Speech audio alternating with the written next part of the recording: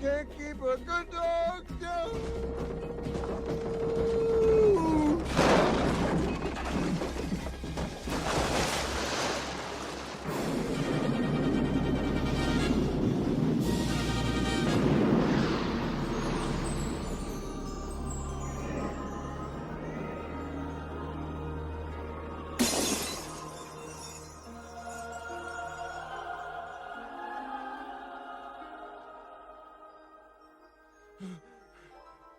Where am I? This is the Great Hall of Judgment. Judgment? Oh, not to worry, Charlie. You'll go to heaven. All dogs go to heaven because, unlike people, dogs are naturally good and loyal and kind. Huh, that's true.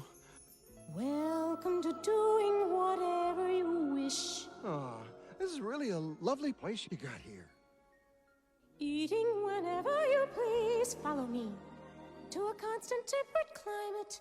We keep it 73 degrees. We're still on Fahrenheit here. That's fine with me. Welcome to no more rat race. Oh, boy. To order and calm instead. Ah, great. Welcome to being dead. What? You mean I'm... Stone cold, I'm afraid. I can't believe it. I've been murdered. I'm having trouble finding any goodness or loyalty here, but let me see. He killed me. I beg your pardon? There's a mistake been made here. I don't want to die. You got the wrong guy. I was double-crossed by a dirty rat. Actually, this rat was a dog, but his car ran me down. I just blew out of jail. I just got back to town. Hey, this is hard to explain. May I speak to your superior? Because I don't want to die. Welcome to doing whatever you wish. You got the wrong guy. Laughing and singing all day. Hey, listen, my time's not up yet. Oh, it is. There's no mistake about that. We know everything. Murdered in the prime of my life. That car face, I'll kill him. Hey, this must be the watch department, huh? You might call it that. See, this watches your life. And it stopped. Well, can't you just wind it up or something? And send you back? Oh, no. No one's ever allowed to go back. Just put your paw right here. In a world overflowing with movies, we need a hero. Someone to separate the bad from the good. Sounds like a job. Verbal dioramas. Watches all the movies from comedy to drama. From the top row sound. And don't forget the action. She'll watch until the end and then she'll give you her reaction. Movies you know, movies you don't. Prequels, sequels, remakes, and trivia and outtake. Movies you know, movies you don't. Interesting stories, all the categories. Hi everyone, I'm Em and welcome to Verbal Diorama episode 334, All Dogs Go to Heaven. This is the podcast that's all about the history and legacy of movies you know and movies you don't that can't keep a good dog down. Welcome to Verbal Diorama. Whether you're a regular returning listener, whether you're a brand new listener, thank you for being here. Thank you for choosing to listen to this podcast. I am so happy to have you here for the history and legacy of All Dogs Go to Heaven. And if you are a regular listener, thank you so much to you for continuing to listen to this podcast and continuing to support this podcast, especially now because this is the final of 3 special episodes celebrating this podcast's birthday. So this podcast started 7 years ago. And the very first episode of this podcast that I did was on a Don Bluth movie called Titan AE, which came out in the year 2000. Titan AE is probably not the first movie that springs to people's minds when they think about Don Bluth. But do you know what? It's actually a decent movie, and it definitely doesn't deserve the hate, and it definitely doesn't deserve to have the reputation of destroying an entire studio. But that's for that episode. Over the years, I've returned to Don Bluth a couple more times on this podcast. I've done episodes on The Secret of Nim and Anastasia, and I've always been a huge fan of Don Bluth. Ever since my very early childhood, I have watched Don Bluth movies. And this season is basically not only to celebrate animation just generally, but also to celebrate Don Bluth and how much he means to me as a person who grew up watching his movies on repeat. And probably at the same time as watching Disney movies on repeat. Obviously, Don Bluth used to work for Disney, so it kind of tracks. Animation has always been so important to me, so important to the person that I am today, is from the animated movies that I watched as a kid. And that's not hyperbole. Genuinely, I feel like I learned so many lessons from the animated movies that I watched when I was a kid, and still to this day, as a semi-official grown-up, I still love animation, I still treasure it, and it's why this podcast started with animation, and why animation continues to feature on this podcast so often. It's just genuinely because I love it so much. We are coming to the end of the 6th annual animation season on this podcast. Previous episodes this season have been on Monsters, Inc., K-pop Demon Hunters, Paprika, Teenage Mutant Ninja Turtles Mutant Mayhem, The Princess and the Frog, An American Tail, and The Land Before Time. There is one more movie yet to come in this season as well. And animation season is a celebration of animation in all its forms, from all different studios, from all decades, from all time periods. I just think it's really important to talk about animation because, while ostensibly this movie is very much aimed at children, arguably it probably shouldn't be, but we'll get to that.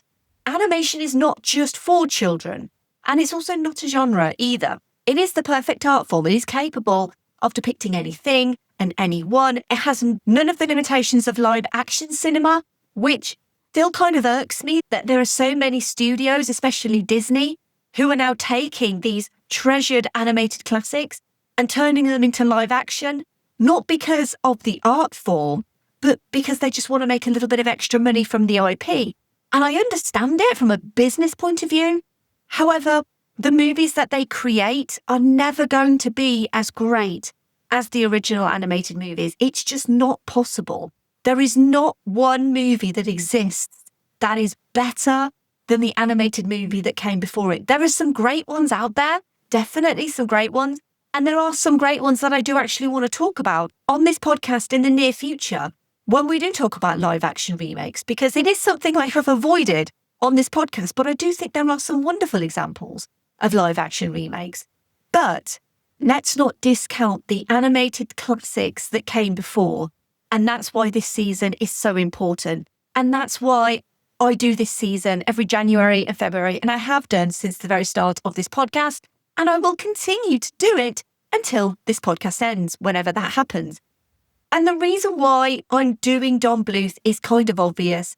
He was the guy that we all grew up watching.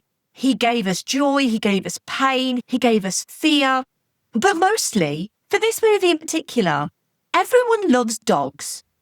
But they've been our faithful companions for centuries. Charlie B. Barkin isn't exactly a good dog. He associates with some awful dogs. And those awful dogs decide to send him to heaven earlier than planned. And as the first Sullivan Bluth movie without the guidance and final word of Steven Spielberg, this movie had a lot to prove. So here's the trailer for All Dogs Go to Heaven. Don Bluth, the acclaimed director of 2 of the most popular animated films of all time, An American Tail and The Land Before Time, now takes you on his most magical adventure ever. All dogs go to heaven. But only one dog ever came back. Hi, Charlie. Hi. Will you shut up? I'm alive. Charlie, it's really you. The story of a canine con artist with a second chance at life who became a little girl's only chance for happiness. I'm an orphan. A little girl who talks to animals.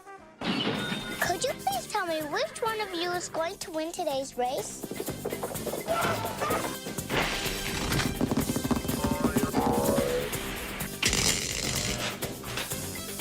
All Dogs Go to Heaven, featuring the voices of Vic Tayback, This is strike 2. You're out. Charles Nelson Riley, No, wait, boss, I get one more strike. Dom DeLuise, I can't help it, Charlie. I itch when I'm nervous. Lonnie Anderson, Hello, Charlie. and Burt Reynolds as... Charlie, You were the best friend I ever had. you'll help me find a mommy and daddy? I promise. Oh, Charlie. All Dogs Go to Heaven. Charlie B. Barkin, a rascally German shepherd with a shady past, breaks out of a New Orleans dog pound with the help of his faithful friend Itchy, a nervously hyperactive dachshund.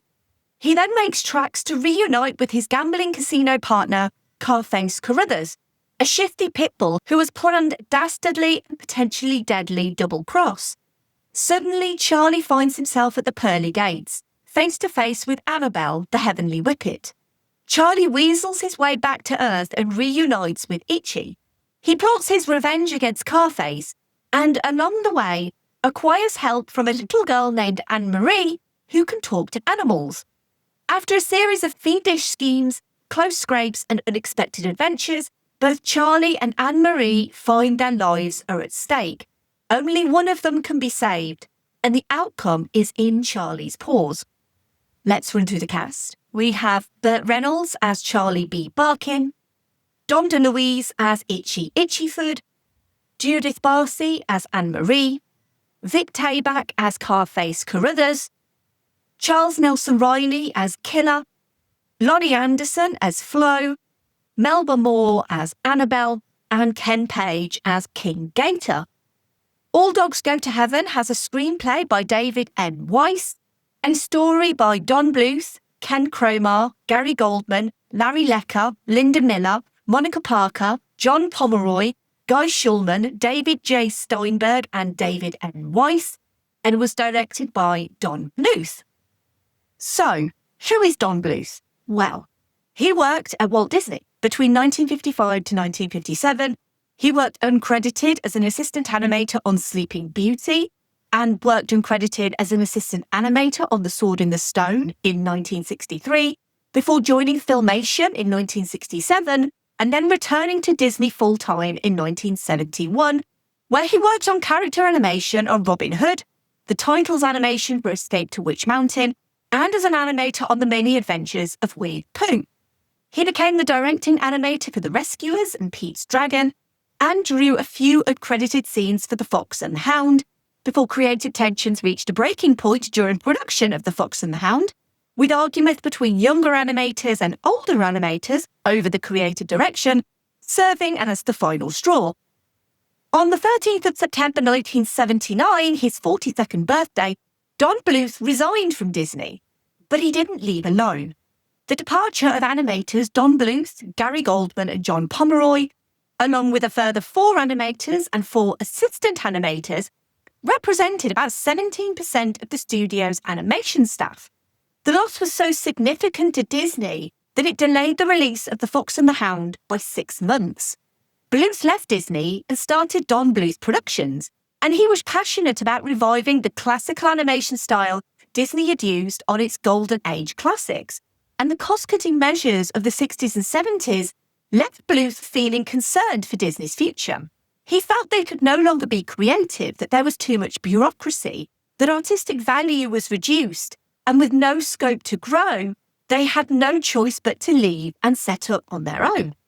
Their first feature-length animated movie was an adaptation of Mrs. Frisby and the Rats of Nim, which became The Secret of Nim. That's episode 76 of this podcast. And it represented the sort of animated movies that would become Bluth trademarks, often dark, a little scary, and nightmare fuel for our childhoods. The Secret of Nim had a modest return at the box office, but then an industry-wide animators strike led to Don Bluth Productions filing for bankruptcy in 1982. But, as I said last episode, Don Bluth is nothing if not a trier.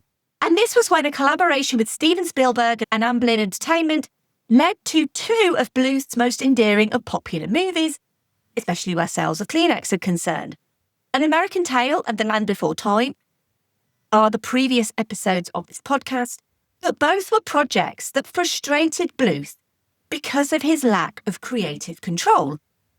Despite partnering with Amblin, giving Sullivan and Bluth their 2 biggest hits, the partnership wouldn't continue. Spielberg would instead create Amblimation, Fievel had found his family in America, and Littlefoot had been reunited with his grandparents in the Great Valley. There would be no third collaboration. Instead, Sullivan Bluth, bolstered by 2 of animation's biggest hits of the 80s, had a new studio in Dublin, had acquired some of the most talented animators in the business, and had lined up a new deal with independent British producers Goldcrest Films. And All Dogs Go to Heaven had been a story brewing in Bluth's mind for a while, since The Secret of Nim, an idea of an animated film consisting of 3 short stories, with one of them a satire of detective films, with a shaggy German shepherd as a private eye. The idea was with Burt Reynolds in mind, who was a friend of Dom DeLuise, who was a regular collaborator of Don Bluth. But back in those days, Don Bluth Productions, as it was known at the time, struggled through periods of financial instability, ultimately declaring bankruptcy, and the doggy private eye story just remained an idea with a few storyboards. The studio did apparently adopt a similar real-life dog, whom they named Bert, a stray German shepherd mix, who also moved with them to Ireland. But Bert the dog was the only thing to come out of the idea. Once The Land Before Time was complete, Bluth now had the creative control he craved, and 3 of the biggest animated movies from Disney up until that point were The Fox and the Hound, 101 Dalmatians, and Lady and the Tramp, and dogs seemed to be the magic ingredient. Bluth immediately went back to his doggy private eye story, and from October to December 1987, Bluth, Gary Goldman, and John Pomeroy put together their ideas for the movie, including the title, All Dogs Go to Heaven, which was based on a book Bluth had been read to at school. He thought it sounded provocative, and people would naturally be attracted to a movie with that title. And that was the key for the 3 men. They'd done Immigrant Mice, they'd done dinosaurs, and they wanted something that would hook the audience. And who doesn't love dogs? David N. Weiss was brought on board to write the script, which would take inspiration from films like It's a Wonderful Life, Little Miss Marker, and Heaven Can Wait.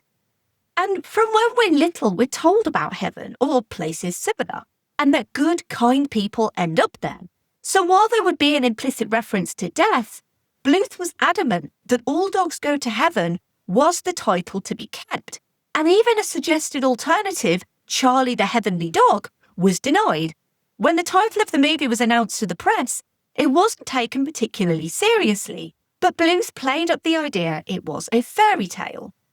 And just like the previous episode fairy tale The Princess and the Frog, All Dogs Go to Heaven would also be set in New Orleans, as somewhere totally different to any of their previous settings, with a rich history of jazz, Mardi Gras, the Bayou, the Mississippi River, as well as a general feeling of spirituality, which would tie into the themes of heaven. For casting, they would go back to Burt Reynolds, who loved their movies and wanted to play the role of Charlie, and his only stipulations were that his name wasn't used to market the movie, and that he wanted to play a total jerk who became reformed halfway through and really earned his spot in heaven. He was cast alongside his friend Dom DeLuise, and Reynolds and DeLuise's friendship meant that instead of recording their lines separately, Bluth had them record together. The pair ad-libbed and altered the script to fit their characters. Even Reynolds' wife, Lonnie Anderson, got in on the action and got herself a role in the movie too as the collie Flo. This would also be Bluth's first movie to feature a main human character, in 7-year-old orphan Anne-Marie, and after testing around 20 young girls to perform the live-action references, the studio picked a 6-year-old Irish girl. Across the course of 6 or 7 months, she would come into the studio 2 or 3 times a week and would be filmed doing in live action what Anne-Marie was to do in animation. John Pomeroy had recently remarried, and he and his new wife were filmed as reference for the married couple and Anne-Marie's future foster parents, Kate and Harold. Don Bluth had been so taken with young Judith Barsi when she voiced Ducky in The Land Before Time, he had already planned to hire her again for this movie. He had also planned to use her extensively in publicity. She was not yet 10 years old, cute as a button, with talent way beyond her years. But after she'd recorded her lines for the role of Anne-Marie, tragedy struck. Barsi's story is one of the most tragic of Hollywood stories, so trigger warning for the next section, because I'm going to be briefly talking about Judith Barsi's tragic death at the hands of her abusive father. Judith Barsi, like many child actors, was providing for her family at a young age, But by 1987, she'd already appeared in Jaws the Revenge at the age of 8, as she genuinely is one of the best things in that movie, by the way. Age 9, she charmed Bluth and Steven Spielberg with her spirited recording sessions as Ducky and later as Anne-Marie in All Dogs Go to Heaven. But all was not well at home. Despite her earnings and career successes, her father Joseph's alcoholism worsened, and he started verbally and physically abusing both Judith and her mother Maria. Maria would report him to the police but would end up dropping the charges. His threats continued though, with Judith starting to suffer extreme physical and emotional abuse, and her agent took her to a child psychologist who reported her findings to Child Protective Services. Maria promised the caseworker that she was divorcing her husband and planned to move away with Judith, but she hesitated leaving, and on the 28th of July 1988, the bodies of Maria Barsi, Judith Barsi, and the then 10-year-old Judith were found at their home in an apparent murder-suicide. Both The Land Before Time and All Dogs Go to Heaven were released posthumously, with the closing credits song of All Dogs Go to Heaven dedicated to Judith. The news of Judith's death affected the whole cast and crew. In an interview with Meridian magazine, Bluth would say the news nearly paralysed the production, that they still had her production cassette recordings of her voice to help in the animation process, and no one could actually listen to those cassettes. Everybody would start tearing up, and it stopped production for a short while. Bluth was reportedly so distressed when he heard about Judith's death that he left the studio for the day on hearing the news. There's also a long-standing rumour that Burt Reynolds was so upset over Judith's murder, he took multiple takes to record the dialogue at the end of the movie, where Charlie is allowed to see Anne-Marie one more time. The rumour is 63 takes. However, Snopes, a fact-checking website, has yet to find evidence to substantiate the claim. It states the rumour appeared to spawn either out of a June 2024 TikTok video or an IMDb.com trivia page entry, neither of which provided any sources for their claims. Still, it's a traumatic experience when a work colleague suddenly passes away, let alone when it's a small child. But everyone wanted to pay tribute to Judith, and the best way was to finish the movie and have her star shine that little bit brighter because of it.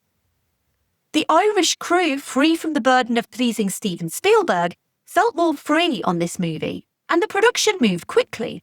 They found the experience of drawing dogs more fun than dinosaurs. Computer animation was also used sparingly. Don Bluth wasn't a huge fan of using the computer for animation, but for a tricky shot, the scene of the car running down the pier towards Charlie, as well as some of the mechanical crane work at the junkyard, he consented to the new technology being used for those. Midway through production, John Pomeroy returned to the US to head up a new division of the company there, and the US crew he built also started working on All Dogs Go to Heaven. They also used the new larger US presence to rekindle grassroots interest in the US for the newly growing studio. A division entitled Don Bluth Animation Gallery began officially marketing the Bluth cells, unseen for several years except for those for American Tail and The Land Before Time, which belonged to Amblin. But despite all of this hard work, they still didn't have a US distributor for All Dogs Go to Heaven, and a proposed deal with Universal was unsatisfactory to Sullivan Bluth and Goldcrest on terms. So Goldcrest took the movie to the Mercato Internazionale del Film del TV Film e del Documentario, or MIFED, global marketplace, at the end of 1988 in order to sell the movie to the overseas markets, and all they had was a test reel. It wasn't until the summer of 1989 that United Artists, the same studio that had distributed The Secret of Nim, picked up All Dogs Go to Heaven, and Goldcrest was able to make a deal to distribute the film in the US. They achieved distribution for every major market in the world, except for Japan, for $7 million.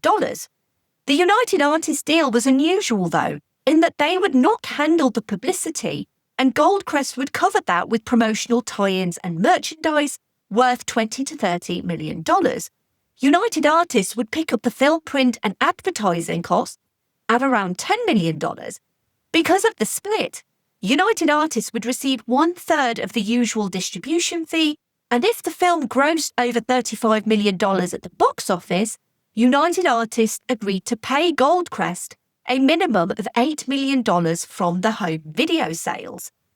But I am going to come back to both of those things in a little bit, because the box office takings and the DVD sales of this movie are both incredibly important and incredibly interesting. And now, a word from our sponsors, which is you, if you'd like to be. Thank you for listening to this podcast. It's completely independent, made by me, and relies on listener support. If you're enjoying this episode and the work I do, and if you want to support an indie podcaster, if you have some spare change, you can financially contribute to the upkeep of this podcast. You're under no obligation. This podcast is free and always will be. But there are a couple of ways you can help if you wish to and if you have the means to. You can make a one-off donation at verbaldiorama.com/tips, or you can subscribe to the Patreon to support the show monthly at verbaldiorama.com/Patreon. All money made goes back into this podcast by paying for software subscriptions, website hosting, and new equipment. Huge thank you for your continued support. Now back to the movie. This is a good moment, though, to segue into the obligatory Keanu reference of this episode. And if you don't know what that is, it's where I try and link every movie that I feature with Keanu Reeves for no reason other than he is the best of men. And genuinely, there was ever only going to be one reference for this movie. 2 words. John Wick. If you know, you know. James Horner would return to score this movie after he scored An American Tail and The Land Before Time. Instead, they brought in Ralph Burns to compose the score, along with Tony Award winner Charles Strouse to write the songs. Strouse had previously composed the music for Bye Bye Birdie and Annie. Burns had written the score for All That Jazz and was the music supervisor on Cabaret. Strouse wrote 4 songs for the soundtrack, and he and Bluth worked together writing specific concepts for each song, wanting each one to further the plot and enlighten audience. The setting for Let's Make Music Together was inspired by the Esther Williams movies, with the alligator King Gator stylized on Williams, complete with a flowery swimming cap.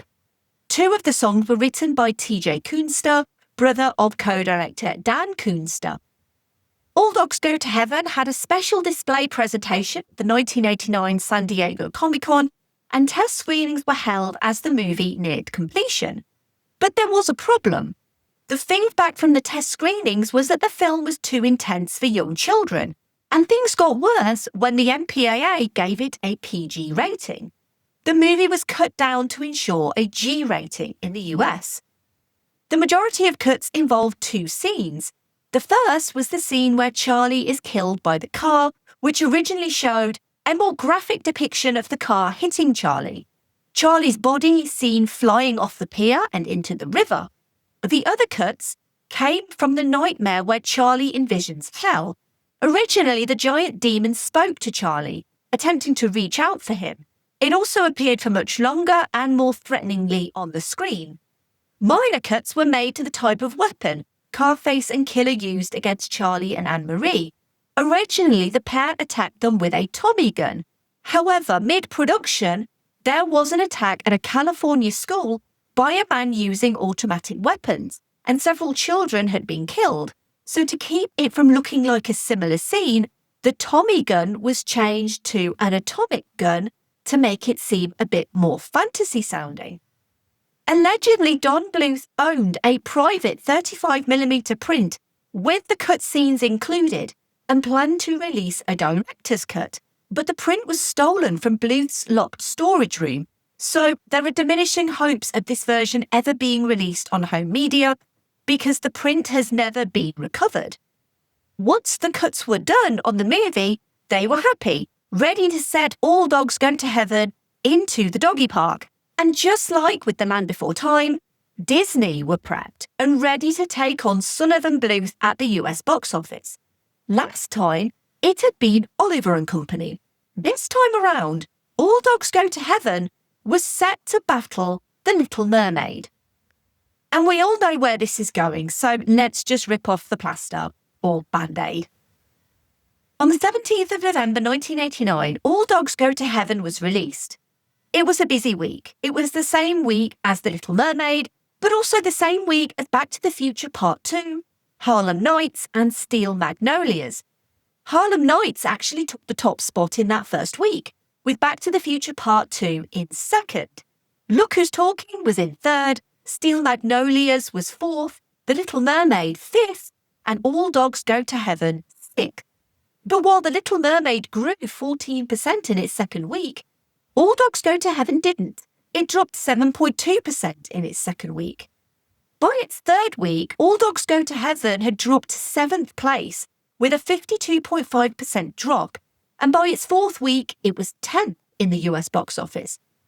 All Dogs Go to Heaven was in more cinemas than The Little Mermaid, but Ariel remained more popular, and even a small 28% boost over the Christmas period couldn't save All Dogs Go to Heaven from going to box office heaven within 7 weeks of release. All Dogs Go to Heaven would end up grossing $27.1 million on its $13 million budget.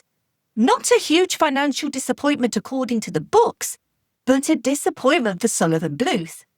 However, its fortunes changed when it was released on VHS in August 1990, and the video sold over 3 million copies in its first month alone, topping the VHS home video charts and becoming one of the top-selling VHS releases at the time, going from a theatrical disappointment to a massive success, cementing its legacy on home video and fulfilling all the obligations it needed to fulfill.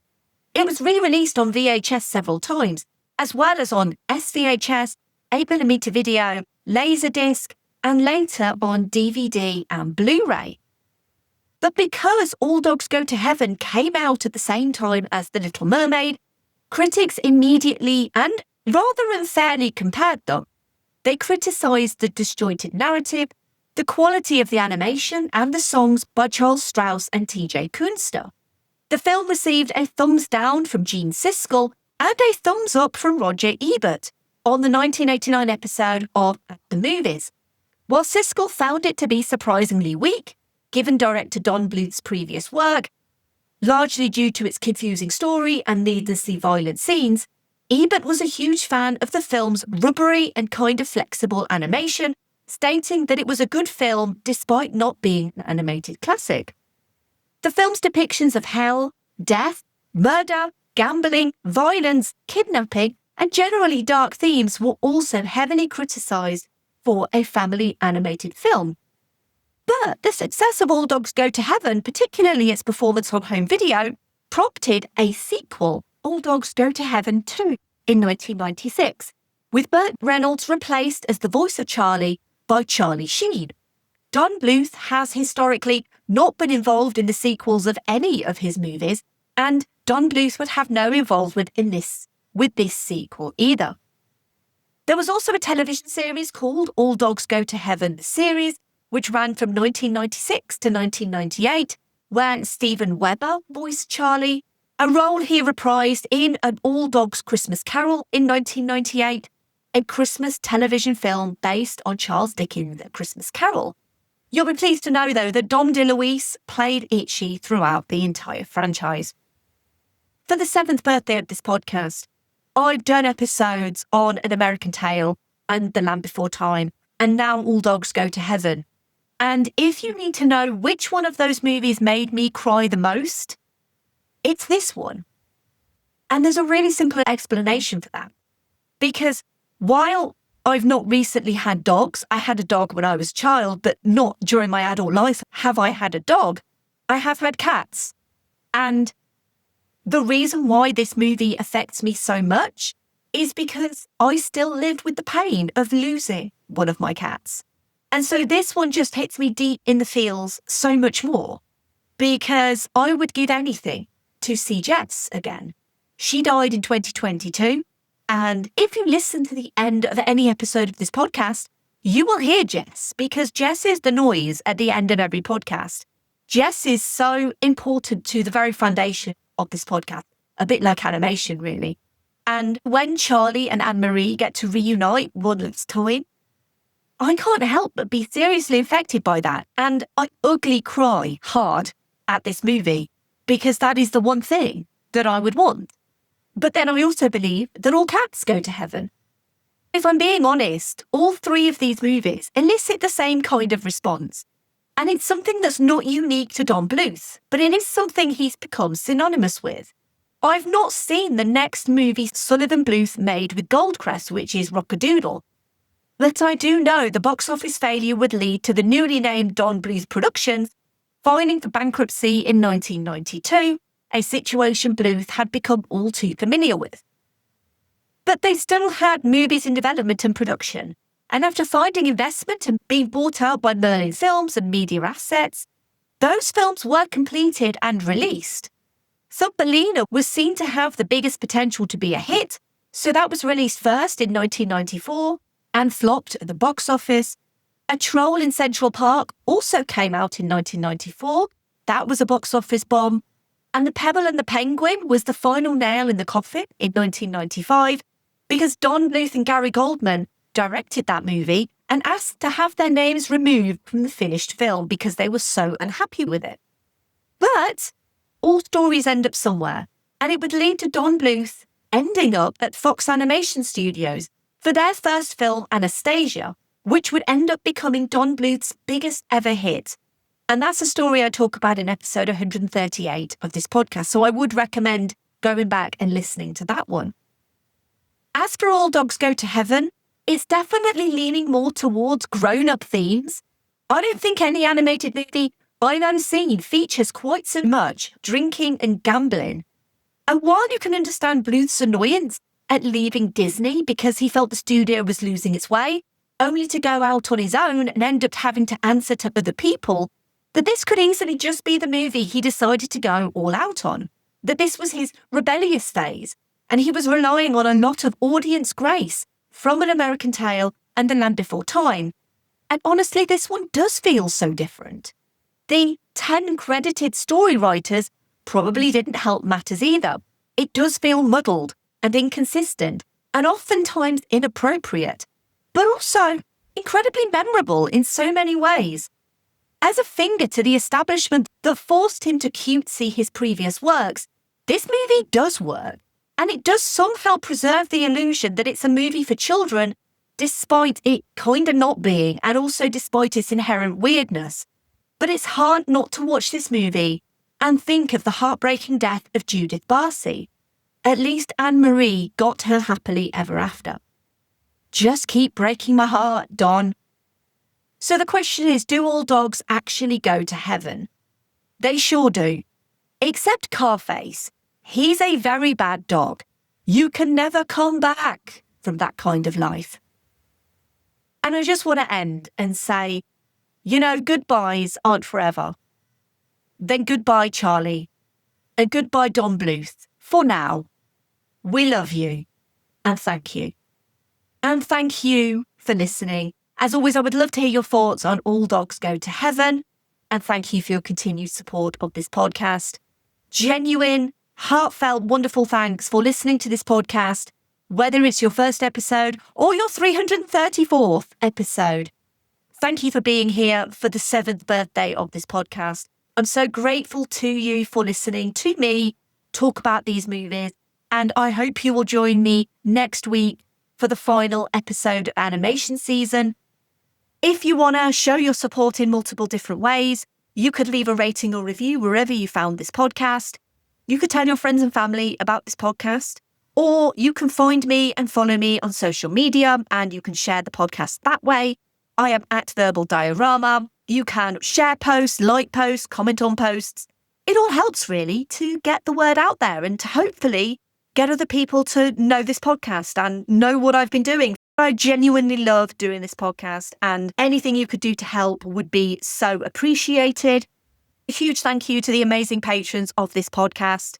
To Simon, Laurel, Derek, Kat, Andy, Mike, Luke, Michael, Scott, Brendan, Ian, Lisa, Sam, Jack, Dave, Stuart, Nicholas So, Kev, Danny, Stu, Brett, Philip M, Zenos, Sean, Rhino, Philip K, Adam, Elaine, Kyle, Aaron, and Steve. If you want to get in touch, you can email verbaldiorama@gmail.com. You can also go to the website verbaldiorama.com and you can fill out the contact form. You can say hello, you can give feedback, or you can give suggestions. I would genuinely love to hear from you. You can also DM me on social media as well. I really love to hear from people, and I always try to respond as quickly as possible. I'm hugely grateful to you all for your support. And finally, Charlie,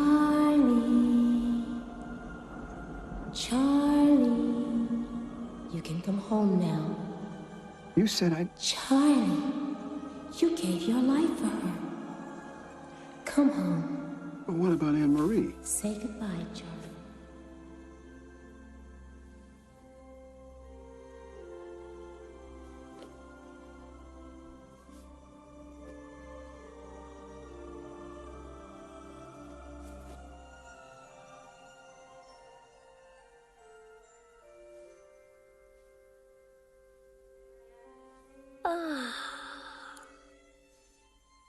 Charlie. Yeah. It's me. How you feeling, kid? Okay, how are you? Well, I come to say goodbye. Where are you going? Just on a little trip. Listen, Squeaker, I want you to do something for me, all right? Uh-huh. I want you to take care of Itchy. You know, just while I'm gone. You got a home now, and he doesn't have anybody. Don't worry, Charlie, I will. Great. Well, goodbye, little buddy. Oh, Charlie, I'll miss you. Yeah, I'll miss you too, Squeaker. Now, you go to sleep, huh? Charlie, will I ever see you again? Sure. Sure you will, kid. You know, goodbyes aren't forever. Then, goodbye, Charlie. I love you. Yeah. I love you too.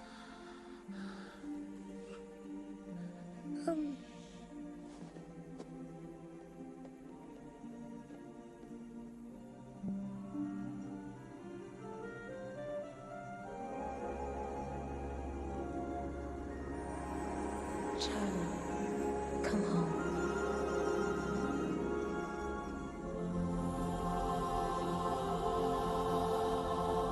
bye.